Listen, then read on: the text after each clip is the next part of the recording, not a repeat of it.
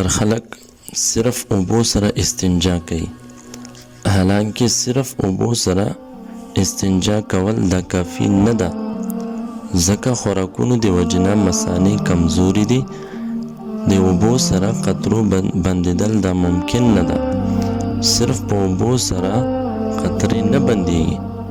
صحیح طریقه د استنجا دپاره دا ده چې سړی اول کاڼه یا لوټه یا ټیشو پیپر استعمال کی او خپل ځای نه پاڅیږي، یو څو قدمه واخلي چې کله دې ته یقین شي د قطرې د بندېدو، هغه نه وروستو که اوبه بیا استعمال کی، دا بهتره طریقه ده.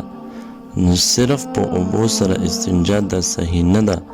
که چا صرف اوبو استعمال کړلې، دې سره به د دې استنجا نه وي شوي او قطرو د وجې نه د دې کپړې به هم پلیتېږي.